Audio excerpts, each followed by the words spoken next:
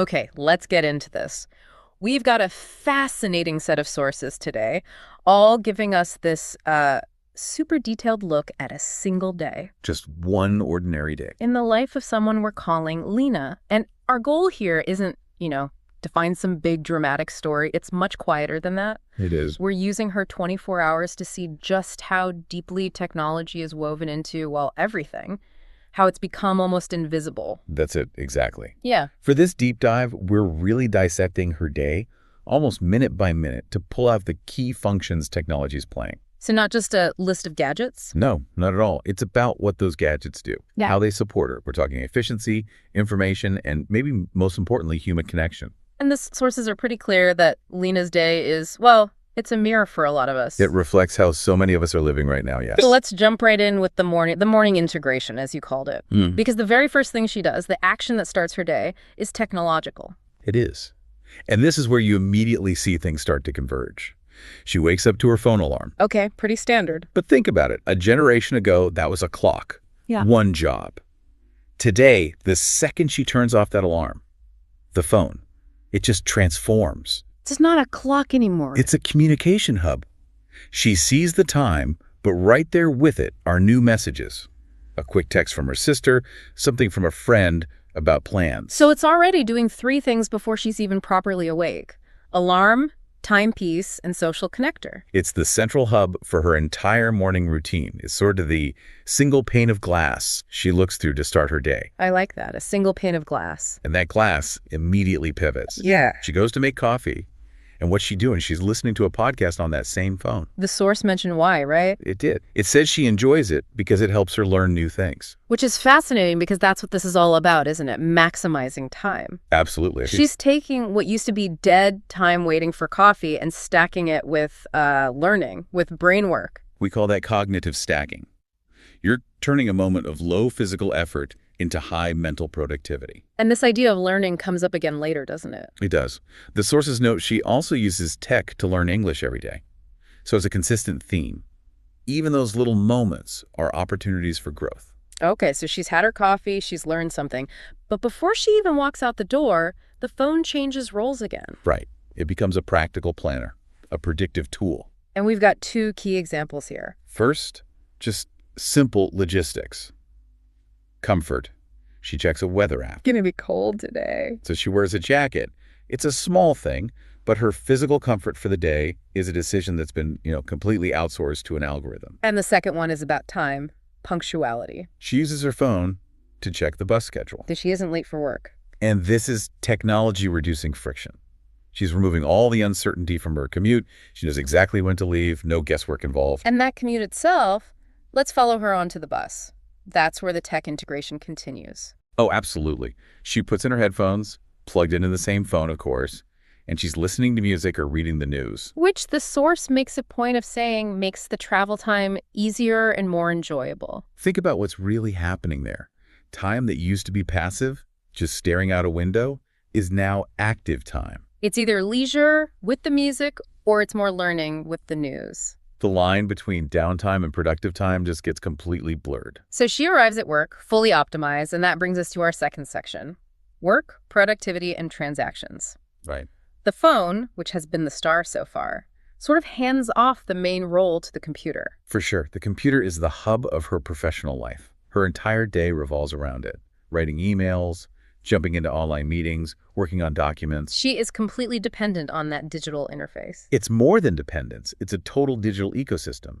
Her work, her output, it doesn't exist outside of that technology.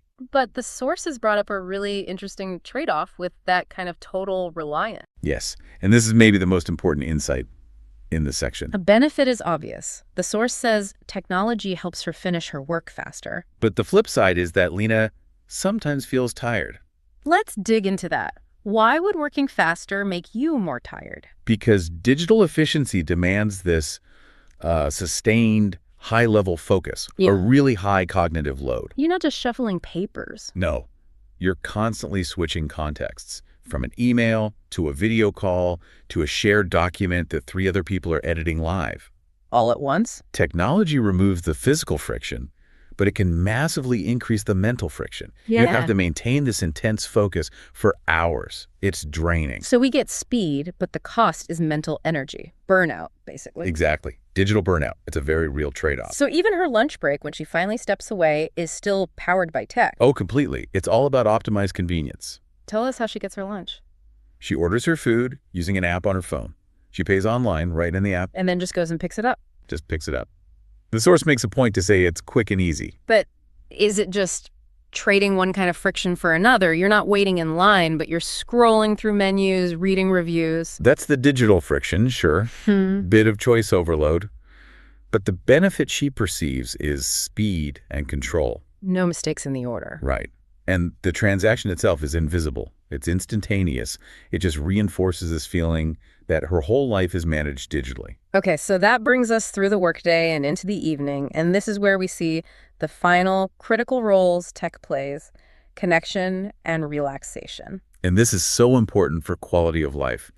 After work, her focus shifts immediately to connection. The video call. She makes a video call to her mother. And the source gave us a key piece of context there. It did. It specifically says they live far apart, but the technology helps them feel close. That's more than just talking. It's about emotional closeness. It's manufactured proximity. The video, seeing her mother's face, it bridges a huge geographical gap that would have felt, much more isolating a few decades ago. So tech is actively maintaining the relationship, keeping that bond strong. It's a tool against loneliness. It's incredibly powerful. And once that connection is made, the tech shifts gears again for the last time in the day. It facilitates the wind down. The relaxation phase. Precisely. The device itself changes. She switches from her phone to her tablet, and the activity becomes pure passive consumption. She's watching a movie on the sofa. So we've seen the phone do everything. Logistics, learning, communication. Now the tablet is just for leisure. It confirms the whole idea. Every single part of her life, from work to rest, is managed or mediated by a screen. She gets exactly what she wants to watch instantly. So if we pull back and look at Lena's entire day from that first alarm to the movie at night, what's the big summary from the source material? The summary is really clear, and it covers the 4 big areas we saw. Technology is a huge part of her life because it helps her work, learn, communicate, and relax. All 4. It's a complete, relentless cycle. The learning part is threaded through the whole day. The podcast, the news, her English practice. It's a utility that structures everything. It really is a closed digital loop. It starts the second she wakes up. And it doesn't end until right before she goes to sleep. What's the very last action? The final action is setting her alarm for the next day on her phone. So the same device that starts the cycle, closes it. And gets ready to start all over again tomorrow. It's the ultimate sign of reliance. So we've laid out all these amazing benefits: the speed, the convenience, the connection. But the sources, after detailing all of that, they give a really important piece of advice, a learning tip for you listening at home. It's the crucial counterbalance to everything we've just said. Right. Even though technology helps with work, learning, communication, and relaxation, the source is direct. It says, it is important to take breaks. Which speaks directly to that fatigue, that digital burnout we were talking about earlier. It acknowledges the trade-off. The tools are powerful, but they demand that we rest from them. And that, I think, leads us to our final provocative thought. It's a question, really, that comes out of seeing Lena's day laid out like this. Go on. If technology is this woven into every single part of the day, work, travel, talking to family, even relaxing. And if the main tool for managing your life, the phone, is also your main tool for connection and fun, Then what does an effective break actually look like? that's the question.